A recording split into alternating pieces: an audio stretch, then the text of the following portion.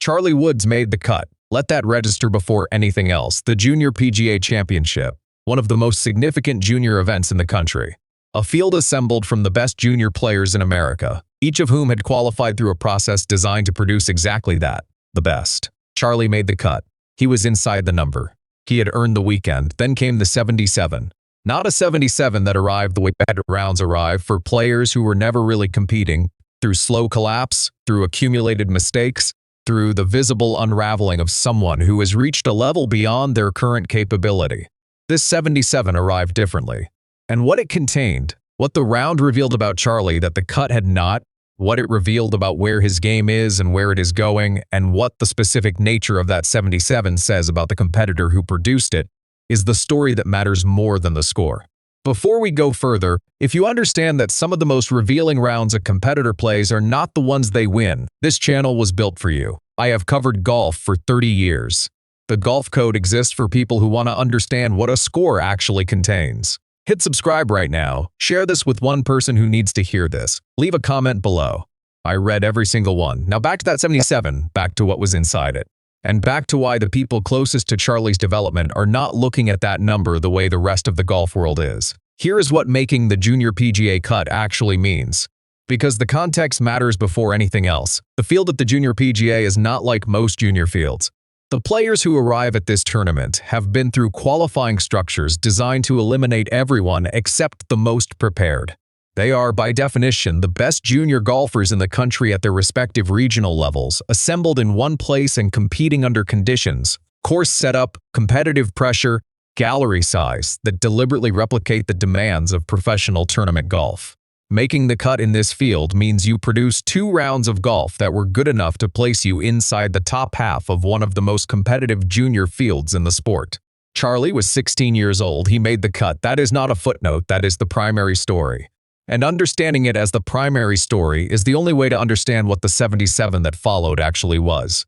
Here is what the third round contained, as specifically as sources who tracked the round have been able to reconstruct it. Charlie started the day inside the cut.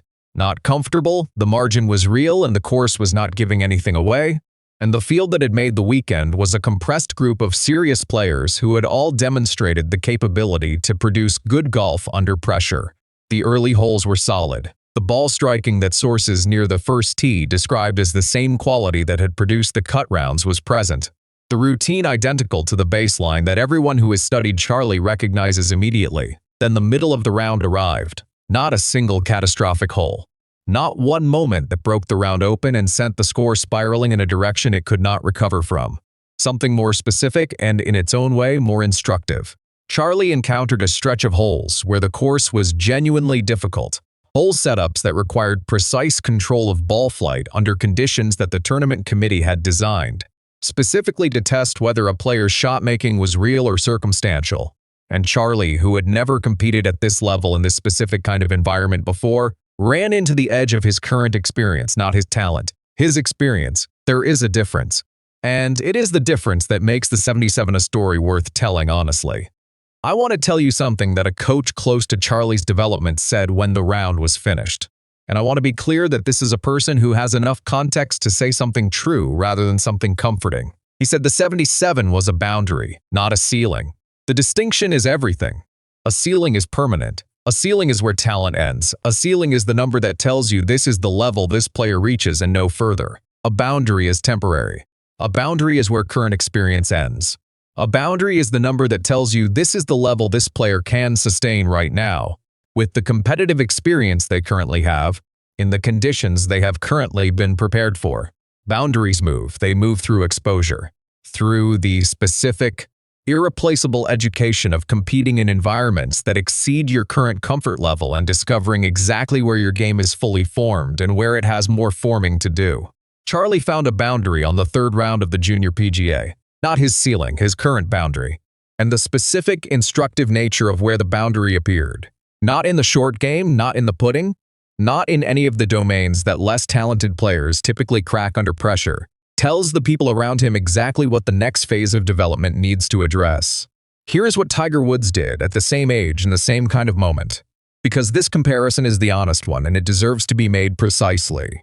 Tiger was not immune to rounds like this at 16.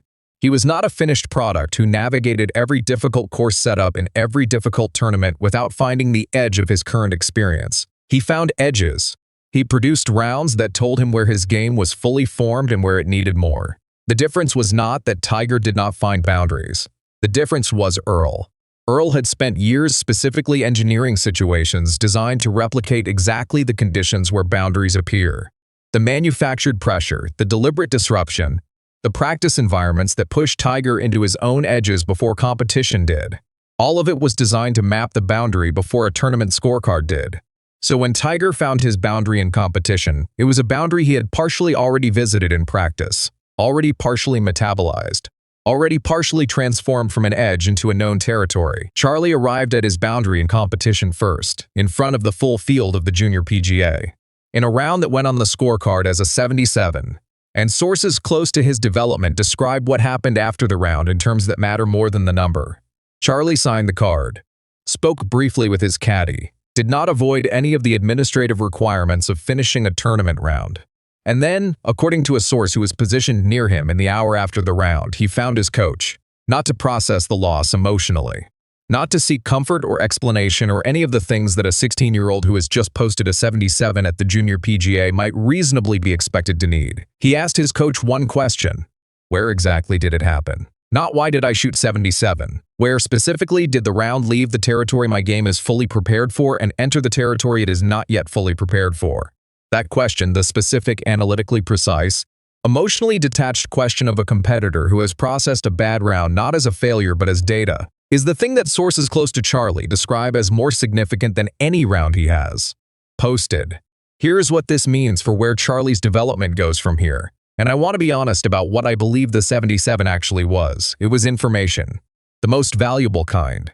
The kind that comes from competition rather than preparation. That cannot be manufactured in practice because it requires the specific, irreplaceable pressure of a real field on a real course with a real result that goes on a real record. Charlie knows now where his current boundary is. He knows it not abstractly, not as a theoretical understanding of where junior golf ends and the next level begins, but specifically, experientially. In his hands and his body and his competitive system, which has now processed what it feels like to be inside a serious tournament field when the conditions exceed current preparation. That knowledge is permanent. It does not leave. It becomes part of the competitive architecture that every serious player builds through the accumulation of exactly these experiences. Tiger built his architecture through Earl's engineering and professional fire. Charlie is building his the same way every player eventually builds it, through finding the edge, through the round that reveals where the boundary currently is, through a 77 at the Junior PGA that the golf world reads as a result, but that the people inside his development read as the most important piece of information his game has produced. The cut was made. The boundary was found. The question was asked. 3 things from one tournament. The cut tells you where Charlie's game currently is. The 77 tells you where the next phase of development starts.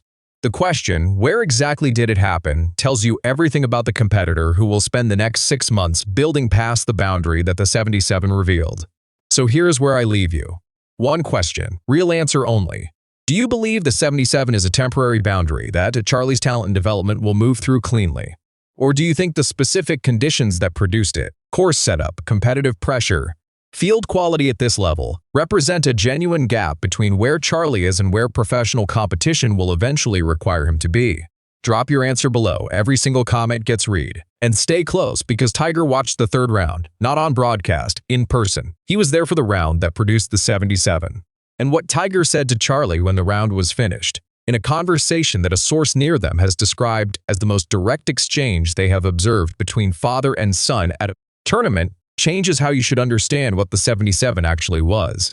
I want to tell you something about the history of this sport that the scoreboard version of this story misses completely. Almost every competitor who has reached the highest level of professional golf can point to one specific round in their junior or amateur career that they describe as the most important round they ever played. Not their best round, their most important. And almost none of them are describing a round they won. They are describing a round that found the edge of their current game and showed them exactly where the next phase of development needed to start. A round that contained information more valuable than any trophy, because trophies confirm what you already have, while boundary rounds reveal what you do not yet have and precisely what it looks like. Jack Nicklaus has described rounds like this from his amateur career. Tiger has described them. Every player who reached the top of this sport has a version of this story in their development timeline. A specific number on a specific scorecard that meant nothing to the public and everything to the player. Charlie's version is now on the record, the Junior PGA, third round. A 77 that found a boundary. The public reads 77 and sees a disappointing result. The people inside his development read 77 and see the beginning of the next chapter. Those two readings exist simultaneously. Both are true. The difference is simply in what you are measuring. If you are measuring the result, the 77 is a setback. If you are measuring the development, the 77 is a blueprint. Charlie asked his coach where exactly it happened. That question is the blueprint being read. And the round that gets built from that reading, the practice, the preparation, the specific targeted work that happens in the months between now and the next time Charlie encounters those conditions. That round has not been played yet. When it is, the 77 will make complete sense, not as a failure, as the foundation of what came after.